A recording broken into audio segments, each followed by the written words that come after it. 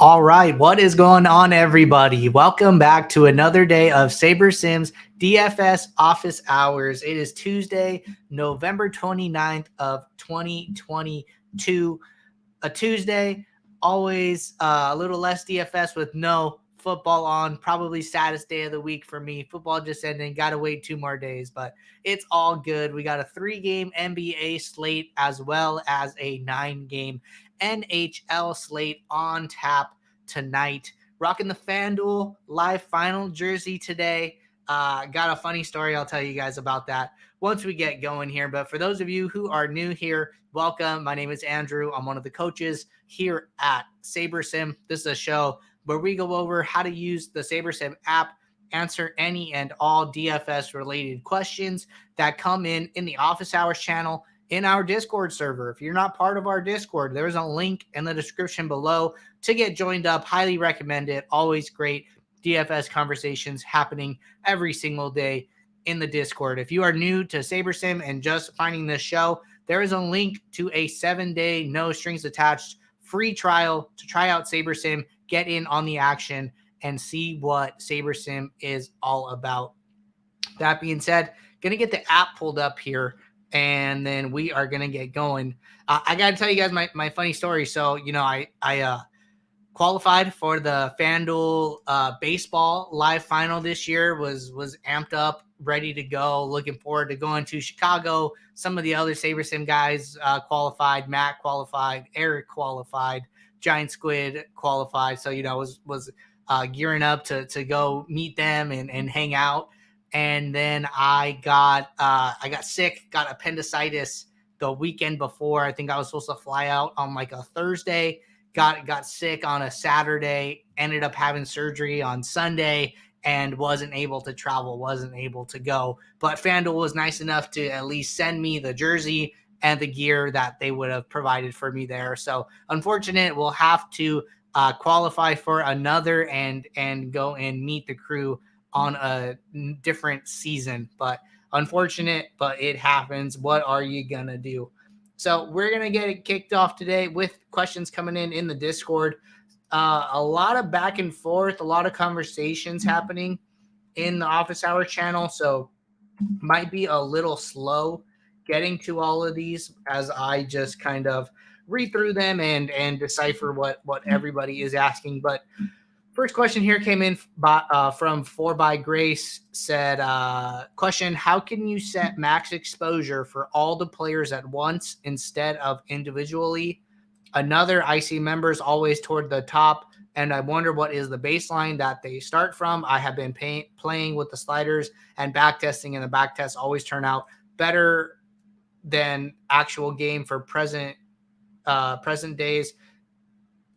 Is it more adjusting in ownership or projection and just leaving the sliders alone? Thank you. Okay, so let's start with this first one. So if you know that you are not going to want to roster any player, any individual player on any individual slate over 50%, regardless of their ownership, salary, etc., what you can do is you can come in here and put a global max exposure. So this max exposure in the build screen will apply to all players, and it's basically a very, very quick way to apply max exposures all at once. So if you want to do that, that is how you do it. And then the second part of this question, about seeing similar people toward the top of the contest, back testing, all that good stuff. So what I will say is that you say that running a build next day is always better than what happened the previous day. That is mostly because, for instance, let's go back to yesterday for NBA 10-game slate.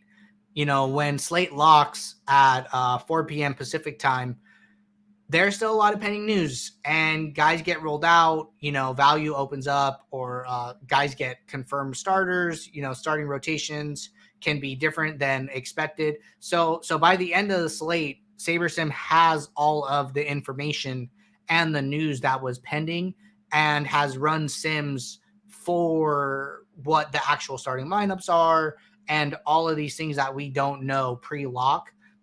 what happens is then, you late swap for the news, but late swap is only rebuilding the lineups one time. This is something that, late swap pools are going to help a lot with when that comes out very soon is, you're going to be able to, if you're on the pro plan, like you're going to be able to build 5,000 late swap lineups and be able to manage exposures and set min uniques. And that's going to be an awesome tool to give you more flexibility post build when news breaks. I think it's going to be a huge advantage to anybody that is using SaberSim and is going to be just an awesome out of the park feature. But, late swap is still good and we're still capitalizing on the news, but you're not getting that big pool of 5,000 lineups. Every lineup is only getting rebuilt one time. So, less instances for the sims to like find higher scores. You're playing 150 lineups. That's only 150 instances that those lineups are rebuilt. After lock, SaberSim has all the data, can build you a nice big pool because, you're not playing every lineup in your pool, right? I mean, even if you're building 1,500 lineups, 500 lineups, you're only playing a subset of that pool. So, looking at actuals in a pool post build, you'll probably always find higher actuals just based on, size and the information available next day. So that's kind of the reason why I wouldn't think too much about it, mostly just because, everybody is in the same situation, dealing with the same news pending and trying to adjust post build. I think late swap pools will give SaberSim users a big boost and edge in that aspect of, NBA late swap. All right. Last part, I see members always toward the top, and I wonder what is the baseline that they start from. And I have been playing with the sliders and back testing. So what I will say is that, we run back tests for all of our slider settings. Whatever you see in the app was set here from a back test that we've done. We've gone into depth on, what exactly goes into this with our behind the sims videos. If you're not familiar with those, I will show you those really quickly here. So, we did a lot of back testing and kind of walked through the process and the conversations that we had, drawing conclusions, getting the sliders to where they are now. I know that, Eric did a lot of work on that. Elijah did a lot of work on that. Jordan was doing the videos and helping kind of bring it all full circle. This contest simulation, new default sliders, this entire series here from, it looks like episode 6 to episode 12 is our back testing of the sliders. And, this was like quite the process, and we really walked through what we are doing, from start to finish. So if you're really interested in wondering more about the sliders, I would check these videos out. But, my point in bringing that up is that I don't think you're going to gain too much value from adjusting the sliders too much. We put a lot of resources into doing those back tests and figuring out what the optimal slider settings are for different contest sizes. So that's not something I would think too much about. What I will say, in regards to like seeing similar members toward the top a lot, those members are probably maxing out, all of those contests each and every day, entering a lot and, continuing to just hone in their process. They might've been playing for like a lot of years and have refined their process over time. I think that, everybody is like on a different DFS journey. I think that, just continue to exercise good bankroll management, follow the DFS profit plan, continue to ask questions, continue to learn, consume content, and hopefully you can find the right process for you and find like a winning process where you are the person that, is somebody's talking about you up in the standings all the time. I think it takes a lot of time to get there. And, it's pretty hard along the way. So I don't think, there's any secret sauce. I think these people have been, working at it for a long time and just continuing to grow their bankroll and grind it out each and every day. So no secret sauce. It is a marathon, not a journey. All right. Going to keep it moving here. And it looks like our next question is from Studewood. And he said, it looks like somebody got back to him already, but I'm just going to jump in and touch on this. Say, good morning. Could someone point me in the direction of learning about the SaberSim percentiles, what it means, how I use it when selecting my DFS lineups, etc.? Is there a video? So if anytime anybody ever has a question like this, want to learn like just some basic principles of like what different things in the app mean, our help docs are an awesome resource. Jordan does a great job with articles and videos for everybody to use. So if you go to sabersim.com/support, or, follow the help link, that's where it takes you. Go down to our frequently asked questions, go to view more. You can type in anything in here. You can type in ownership, and where do ownership projections come from? That's a question that comes up often. And then another one is percentiles, which we just talked about. Which percentiles should I use? We update these regularly. This was just updated over a week ago. I saw that our ownership one was just updated over a week ago. So, we are always making sure that our help docs are up to date, especially as we continue to release new features. I think that takes us into a great segue for our newest feature that was just released yesterday or today, a little silent release yesterday, but is officially up in the app today. There was a message in the release notes about it.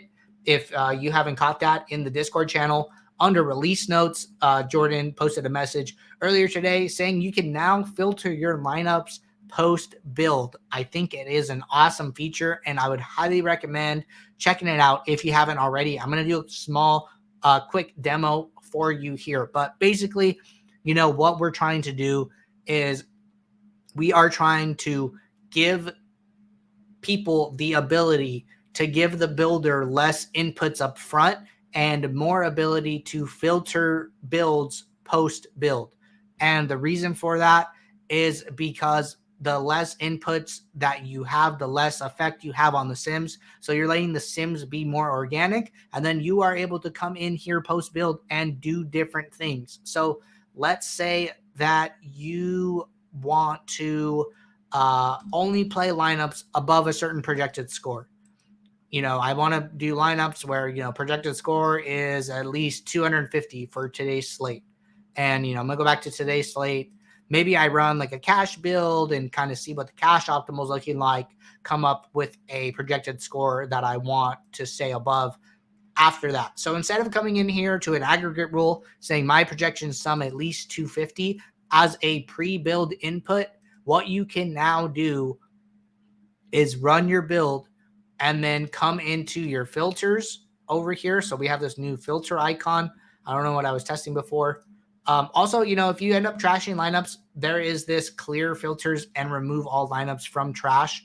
This will put all your lineups back in the pool if you're doing different things, trying things out. So don't be afraid to trash lineups, and there is an easy way to untrash them now. So you hit this filter icon. You say, I don't want to play any lineup above less than 250, we'll just make up a number. So I'm just going to come in here to the filter. I'm going to go projected score greater than, and then I'm going to say 249. Now what it's going to do is it's going to find all the lineups that are below that threshold and put them in the trash. And we're going to be able to see, all these projected scores are now less than 250. This is just a number that I made up for an example. It is not a number that I am recommending. I have done nothing on this show right now to suggest that this is a good number.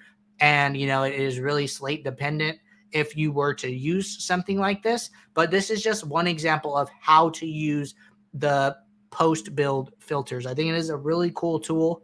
And it is probably going to be a huge time saver for a large subset of people who come in here and we're just clicking the trash icon over and over and over for so many lineups. So really cool feature. And I think, anything we can do to keep the sims more organic is a step in the right direction. So really happy with this one. You can also come in here and name these and save them. And then they will be saved under this drop down, just so you don't have to recreate it every single time. You can also add multiple criteria. So if I want a Saber score greater than 249, and maybe I want Saber score greater than 85 or something like that. Then I could hit save. It looked like all these were already above that, so I could increase this and find the threshold for this. But maybe I got to increase this more.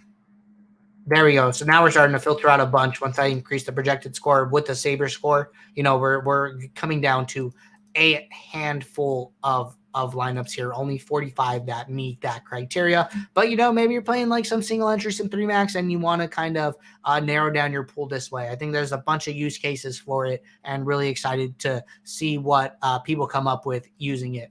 So gonna keep rolling here. I think there was a second question from Studewood. And this second question said, and it looks like John Stanger jumped in and answered it for me, but happy to just touch on this as well for everyone else. So it said, second question, also, is there an option, for example, I generated 5,000 lineups and exported my 150, but I needed 36 more. Is there a way without rebuilding to grab an additional 36 from my pool without grabbing the same or dupes from the 150 I already exported? Is that an option? Okay. So like, let's say, you build your lineups, you're building 150 lineups, and then maybe you decide to like go hunt the lobby for some overlay, end up entering a couple extra contests, and you want to enter unique entries into all of those as well. So like, let's say, you come in here, you upload a new entries file. All you have to do is change your number of lineups to, maybe you enter 3 more contests. Just go back to your saved lineups that you had, and this will be the 20 that you already built. And then you enter 3 more times. You just do 23. It'll just add the next 3 available lineups to the bottom down here. So these 3 probably were not in our pool, and now they are. And those just come from the pool of available lineups. Nothing else changes. Your first 20 are still intact, and then I would just fill them the same way that you filled them before with those additional 3, and then you should be all set there. So quick one there. And then we are going to keep it rolling. One thing I did want to touch on, something I've been thinking about, a little more. And this question kind of leads me in this direction, down this path. So I something ever since the min uniques have come out, I've been thinking about, the way that we normally fill entries. And I'm happy to hear any feedback from anybody on this, because this is something that I've kind of just thought about recently and started to implement. So before, we would build lineups and we would suggest filling them with unique random. And the reason for that is because SaberSim only understands expected value and doesn't understand risk management. So a lot of times, you're building maybe like 150 lineups here, right? So I think a good example would be like somebody who's in like the 50-ish% range, maybe like Julius Randle. So a lot of times, Julius Randle is in 82 of our 150 lineups, but SaberSim thinks he's a good play. So you're going to see Julius Randle in the top like 75 lineups more than you're going to see him in the 76 through 150 of your lineups, because SaberSim is like, thinks he's a good play. So he's just going to put them in like all the top lineups, right? Well, that's not great for your like contest exposures, because if you're filling with unique rank, that and you're playing like 20 maxes and stuff, like your first contest is going to have like all your Julius Randle equity, and then your next contest will have all your Julius Randle equity, and then as you go down, the lower contests in your unique rank are going to have like none of him. So it's like kind of a bad way to spread out your exposures. If you knew like you wanted to like play your highest dollar contest with like all of X player, I could like see that being a reason for it. But me, I wanted my contest exposures to closer match my exposures in my build overall. So the best way to solve that was to fill with unique random.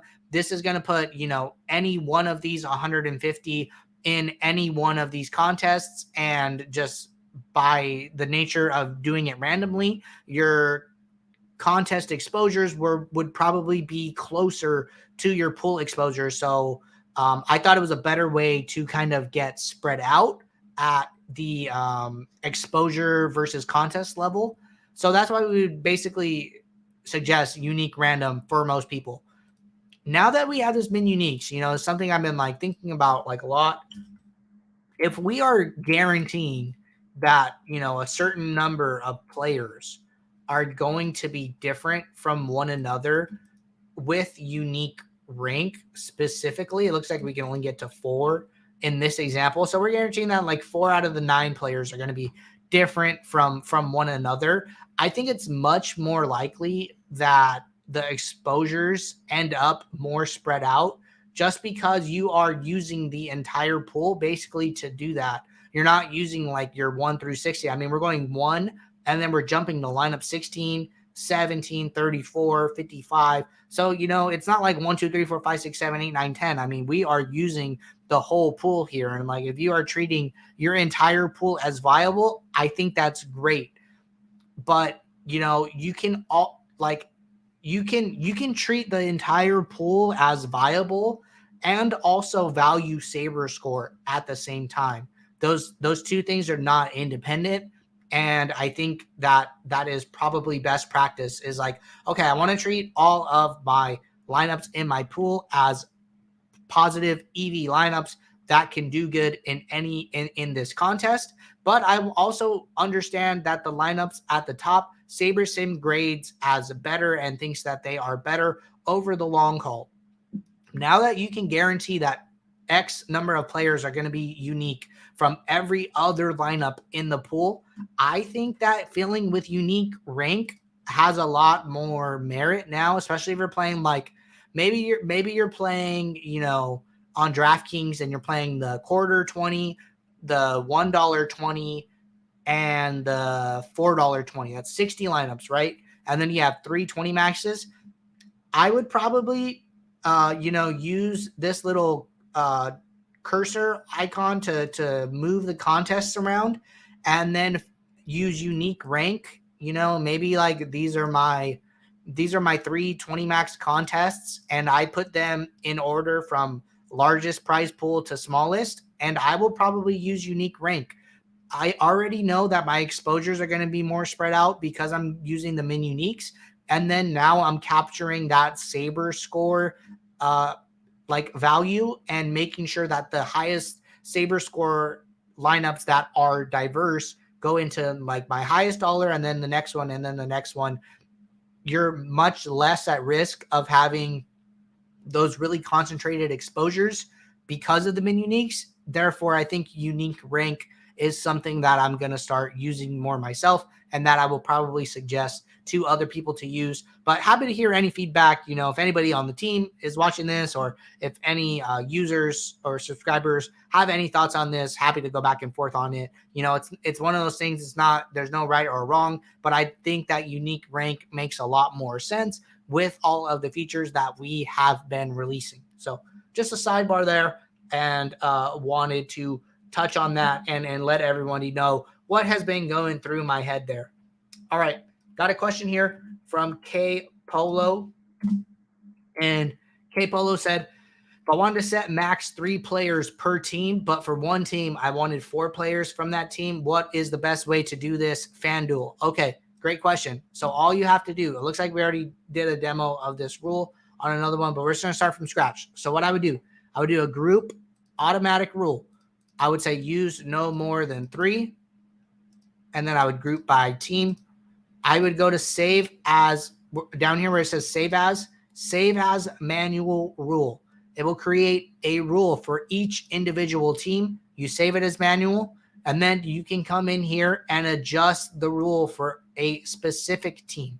So, maybe I will allow more than 4 players from Portland, but I still want 3 for all the other teams on the slate. I can just click into this Portland rule, change the use no more than to 4, hit save. Now Portland, I'm allowing up to 4, but all the other teams I'm still allowing 3. So saving as a manual rule allows a lot more flexibility on a team by team basis. So really recommend doing that if you are looking to do that.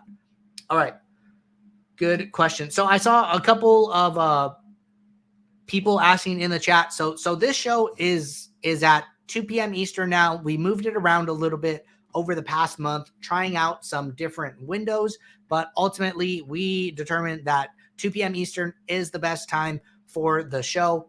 We really like this window, and we are going to be staying at this window for the foreseeable future. No plans on trying out any other time slots. So 2 p.m. Eastern, Monday through Friday, each and every week, we will be here. Just a side note there. And okay, there was a little bit back and forth with Jordan Vigo kind of on the filters, and it looks like that was taken care of between him and Matt in the channel. So gonna skip through most of that there.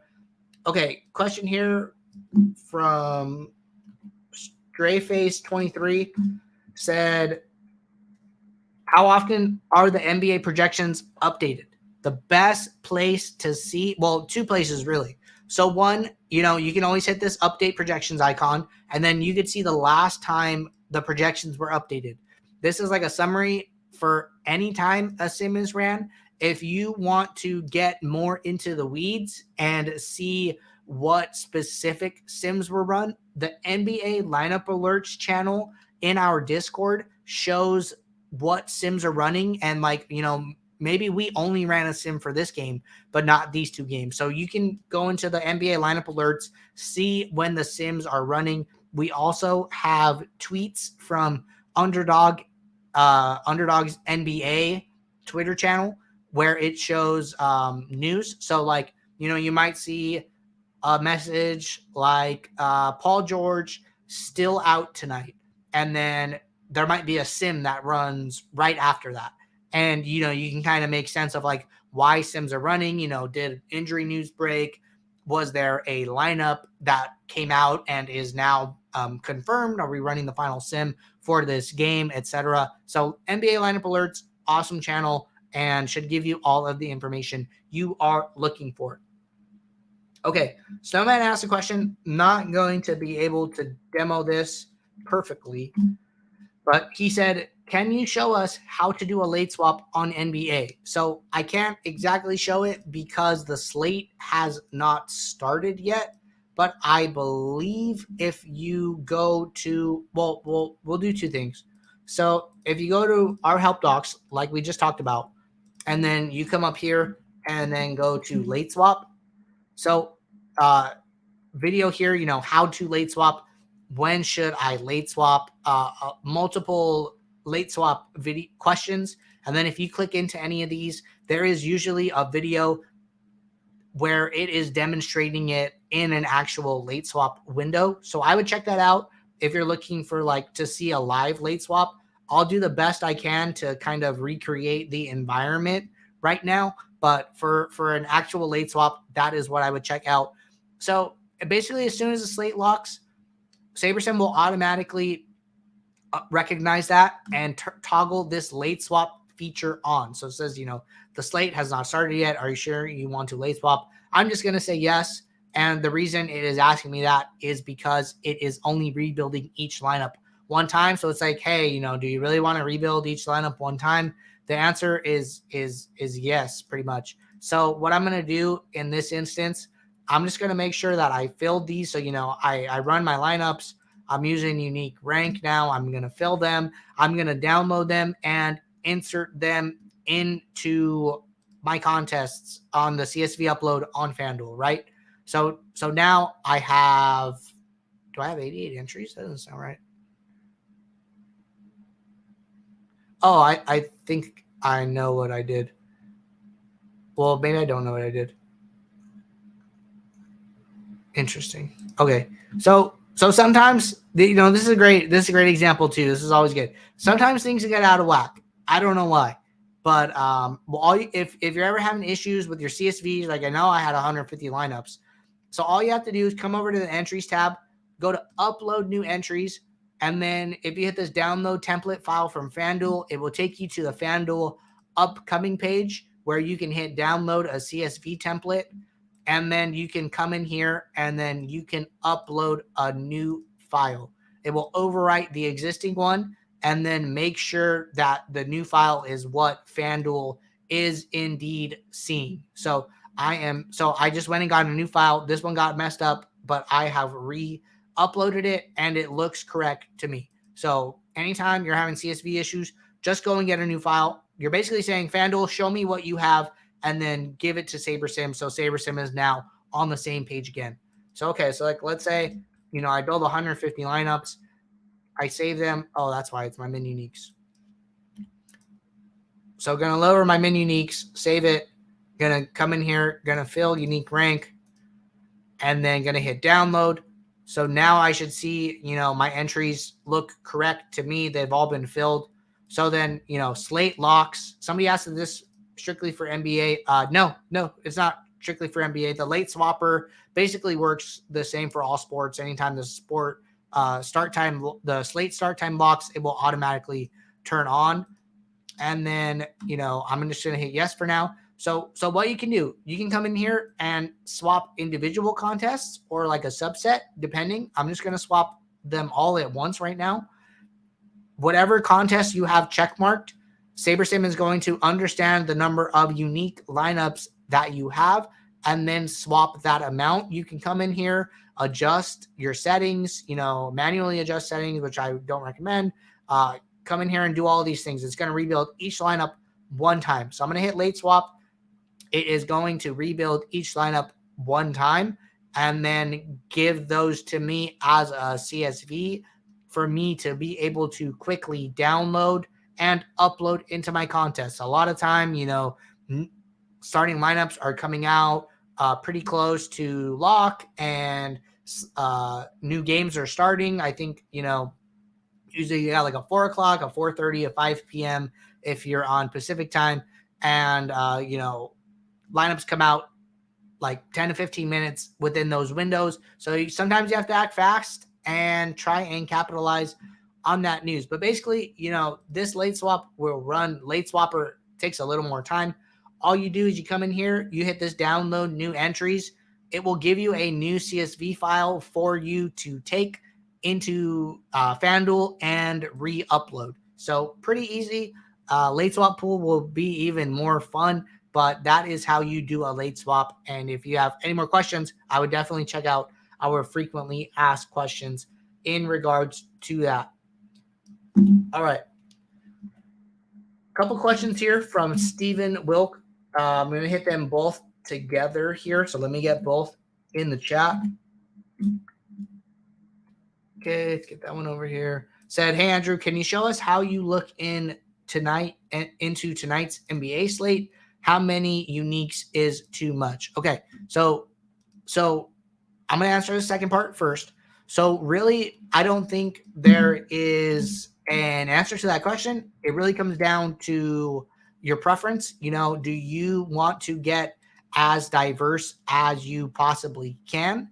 Or do you want to try and have some higher exposures to plays that you think are really good plays? So, I think the most we were able to get to in this demo, and just a side note, if your rank values ever get out of sorts, all you have to do is switch to a different lineup sorting metric and then switch back to whatever metric you want to use. It is a workaround. Team is working on fixing that bug. But, all you got to do is see how many mini uniques you can get. All right. So it looks like we can only get 4. Great.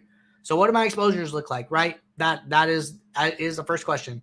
And, if maybe there's players that you're not getting to enough of that you want more exposure to, one thing you can try is you can try and just kind of force it in. Maybe you're not getting to enough Steph Curry. Like, no, I think Steph Curry is really good and I want to get to more of him. It says it cannot meet your minimum 4 uniques with the Steph Curry exposure that you input. So what do?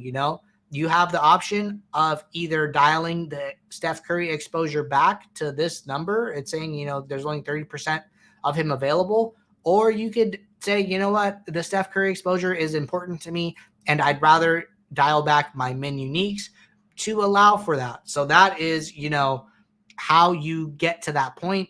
That is like the intersection that I talk about, that you need to ask yourself, what is more important to you? But there is no right or wrong answer. Some people use one min unique, some people use as many as they can.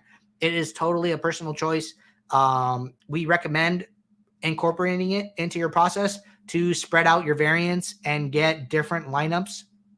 It is definitely a good thing to have lineups of similar EV that do not share pieces. That way, if one lineup does bad, that does not affect as much how good another lineup can do. Gives you more chances to smooth out your variance and have a bink score on any given night. So that is my spiel on min uniques. If as far as how many min uniques are too much.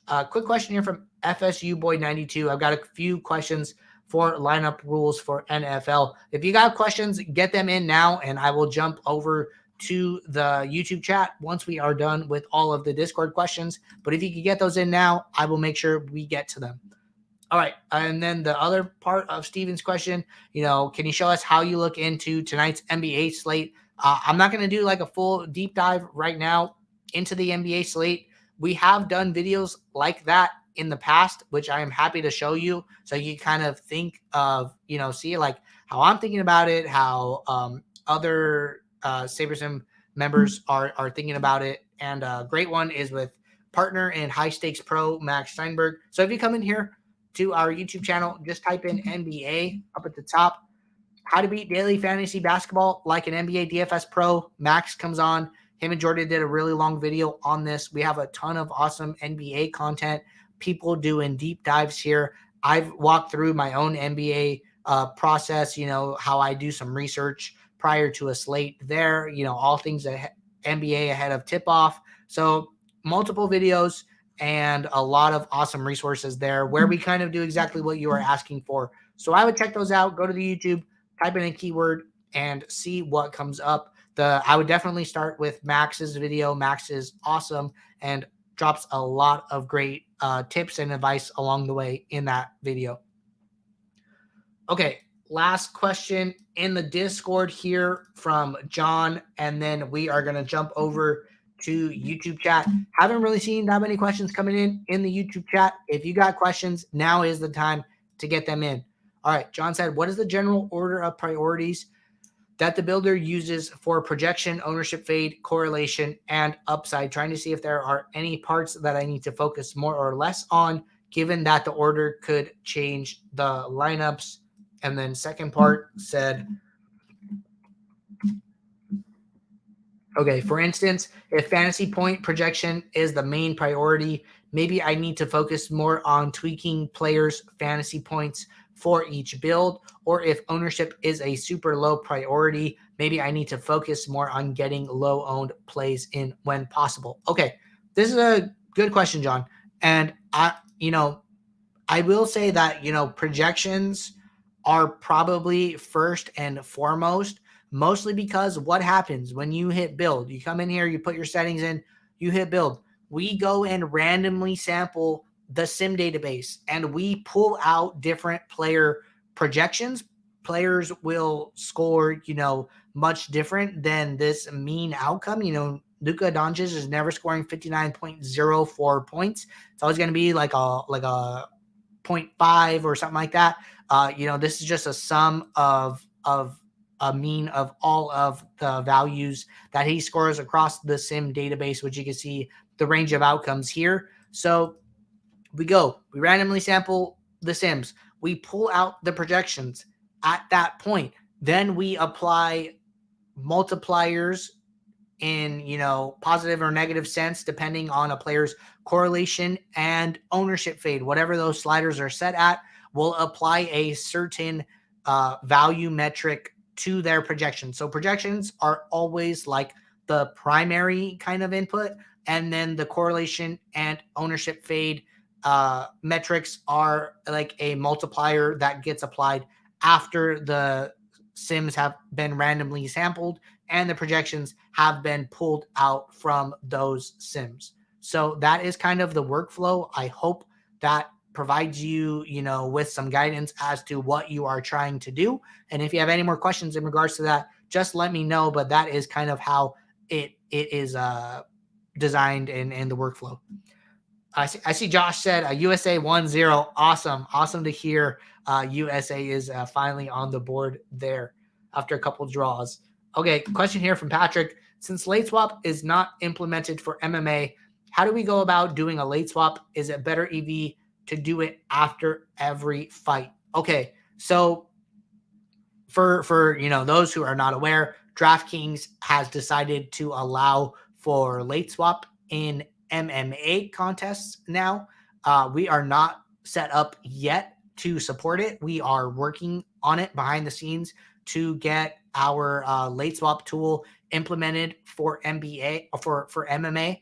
I am not certain that it will be ready before this weekend's card, but it is something that is on our radar and that we are working on and monitoring closely if DraftKings is going to leave this as like a long-term solution. So in the meantime, how do we go about late swapping? Is it better EV to do it after every fight? So the big thing with doing it after every fight is you are able to, take the actual ownership of the fighters, and you are also able to take, I didn't play last weekend, but I'm kind of aware, you're not always able to wait for one fight to end before the next fighter's locked. There's kind of like a little overlay there where like this fight is still happening, but then the next fight, the fighter's locked. In an ideal world, you would be able to take the scores from a fight and then kind of work that into your process and say, okay, this person scored, 120 points, probably going to be in the optimal. How much exposure do I have to them? And what am I going to need to do to my lineups around that? Or maybe you have none of them and then you need to get like off of all the chalk. So I think, those are the questions that you're going to have to ask yourself. I think that, if you're able to like do that stuff on your own, you have, your own tools to kind of do that. That is like a huge advantage. I know that we don't have that in the app. You can late swap based on outcomes, but you're going to have to kind of keep an eye on that at like your own speed, similar to like how we do like for NBA news breaks. And then, you're going to have to go in and do a late swap, and then you can determine how your lineups are doing, whether you want to be up the sliders or, get more chalky. So like those are the things you have to think about. But, MMA late swap, something we want to support very soon. In the meantime, it might be positive EV to play a smaller number of lineups, focus on single entry and 3 max, don't MME, and do hand swaps. And I think, until we support MMA late swap, that is definitely a feasible strategy, open to more discussion around that. Okay. Gonna jump back to Discord. I see a couple follow-ups here, and want to hit this follow-up from John first, and then I'm going to jump back to YouTube chat. So John said, generally speaking, will the highest projected player from each individual sim always be the first player that's filled in first, then, assuming exposures and everything is still met? Okay, I don't really think it works this way.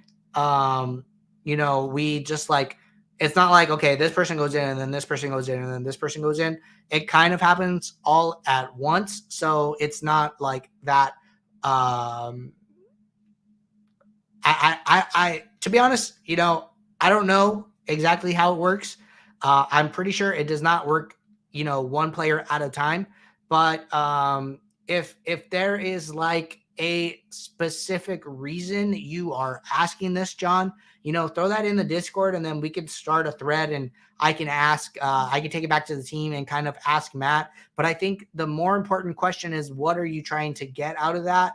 I don't think, the way the players are selected from the Sims will be that important in like most things in most adjustments that you can make. But I'm open to hearing like why you think it's important. And then we can ask somebody like Matt who can give us more insight into these type of technical questions. So going to put that one on the back burner, and then let me know more details about your question and what you're trying to accomplish. And then I can take that back to the team and we can get you some better answers, because I do not have all the answers to the questions that you are asking at the moment.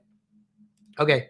FSU Boy 92 said, say I want to play specific quarterbacks with their top wide receivers.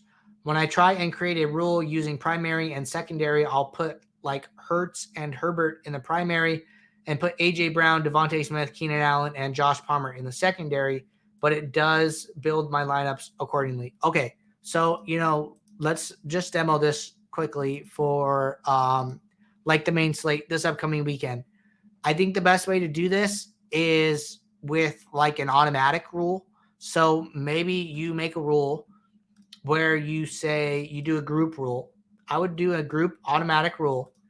And then I would say if at least one and then I would group by team, and then I would do quarterback. So if at least one quarterback from a team, then use at least one on the same team. And then I would just do like a wide receiver, tight end. Maybe, you want to leave like the Kelce's available here. So, at least one wide receiver or tight end on the same team. And then I would add a stat requirement, and then just do like my projection greater than 15 or like maybe like 12, and then save this as a manual rule. So if I were to save this as a manual rule now, I can come in here and then I can see who is being used in this scenario. So what I'm saying if at least one Tua, then use at least one of Jalen Waddle or Tyreek Hill. These are the two players on Miami that meet this projection threshold that we've set of 12.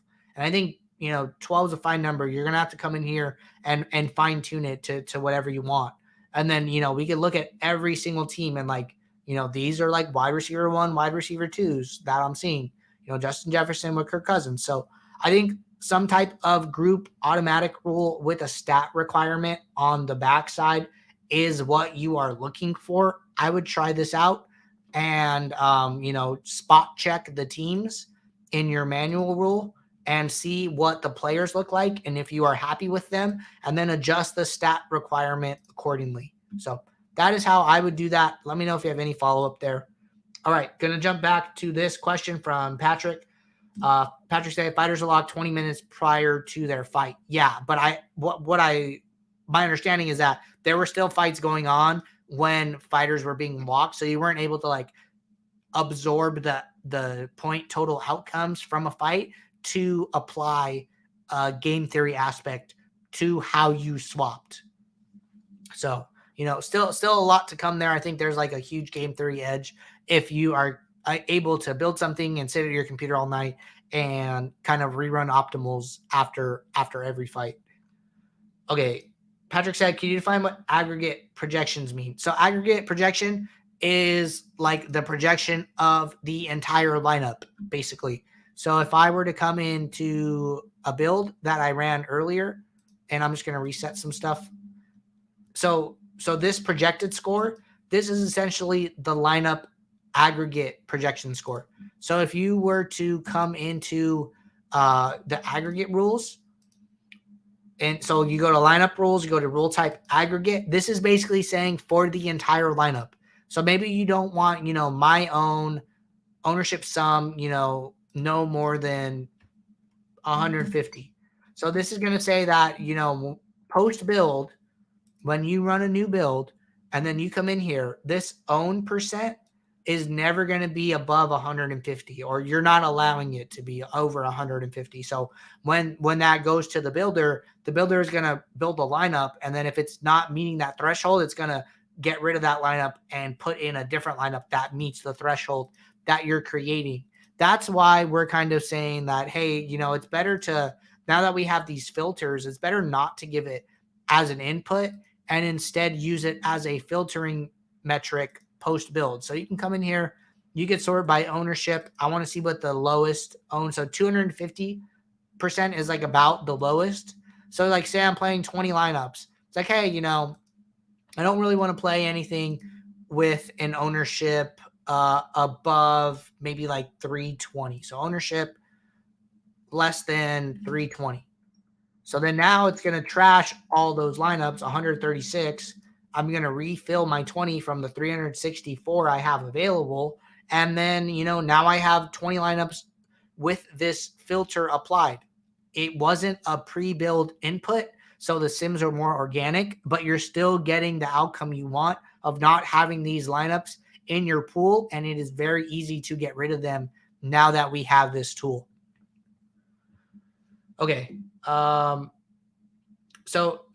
FSU boys, said it doesn't build my lineups accordingly when doing the rule the way you did it. I think if you just do it the way that we just demoed, it should build your lineups, treating those rules as correct. So I would definitely give that rule a shot the way we just built it.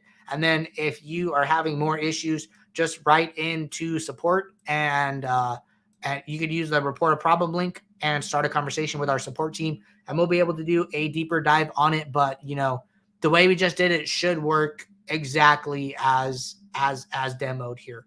So I'm just going to show the rule one more time in case anybody needs to jot this down. So this is a group automatic rule. If at least one quarterback group by team, then use at least one secondary player on the same team who is a wide receiver or tight end, where my projection is greater than whatever number you set, and then save as a manual rule, and then go in and spot check the players that are being used. So that will make sure that like you'll never get a Taylor Heineke lineup because there are no secondary players to be used with him. So that is how the rule works. Give it a shot, and after you give it a shot, if there are any issues, let me know.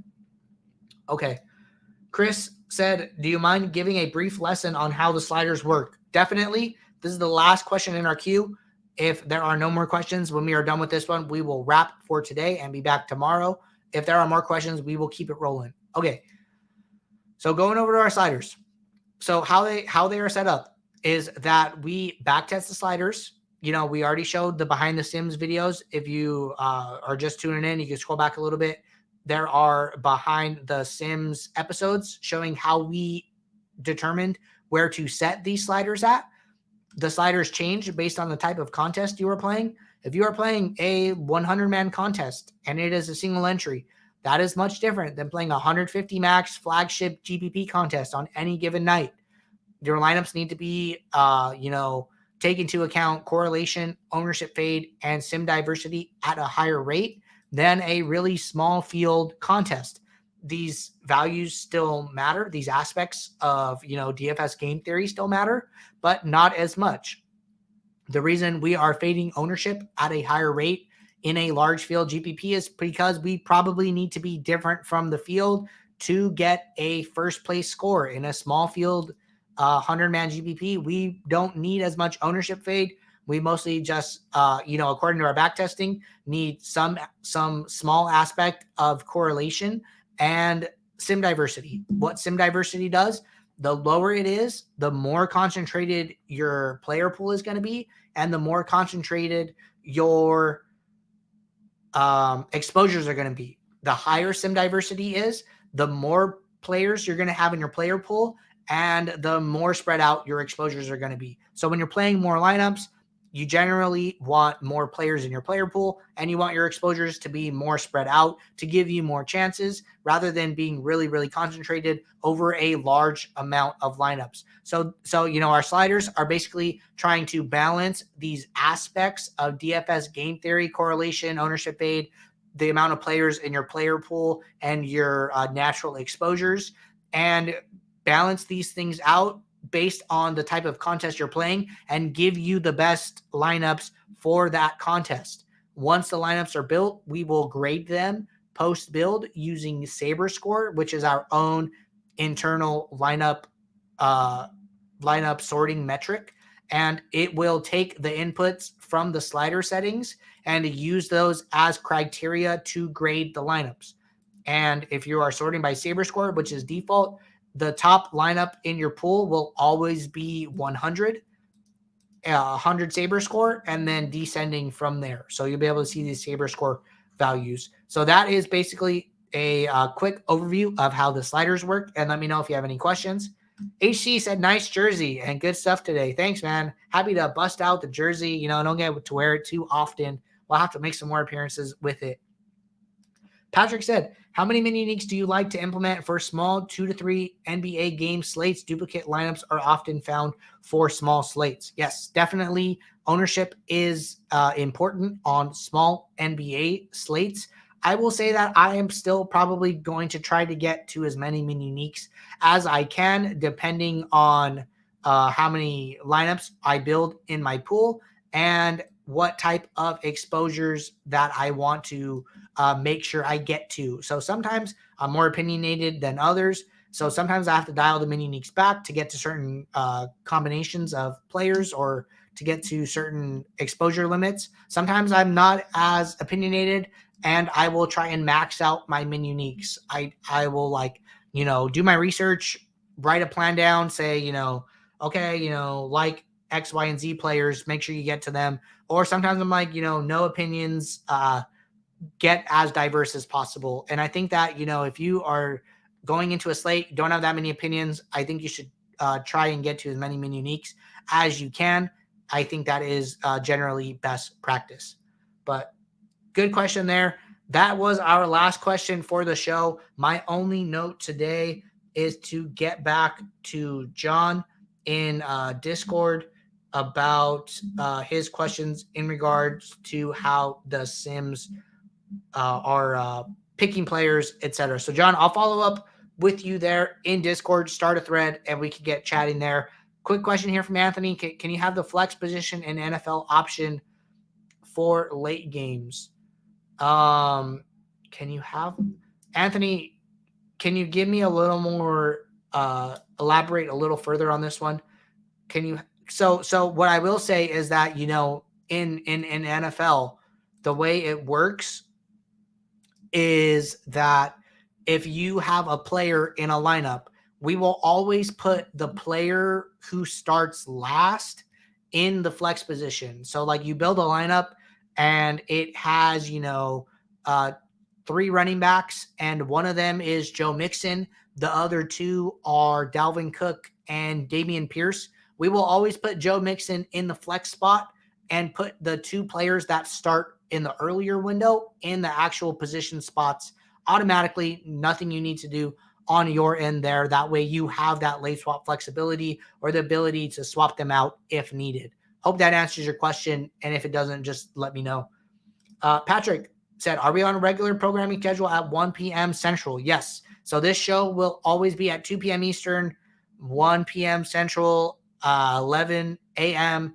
Pacific time. So, always put the notification for going live an hour before the show, 2 p.m. Eastern, Monday through Friday. No changes to the schedule in the works at all. We will be right here at this time slot. Okay, Anthony said that. Thank you. That does answer it. Okay, awesome. Glad I got back to you there. So good show today, everybody. We will be right back here tomorrow, 2 p.m. Eastern, for another great, awesome Wednesday show. Until then, see you and good luck in your lineups.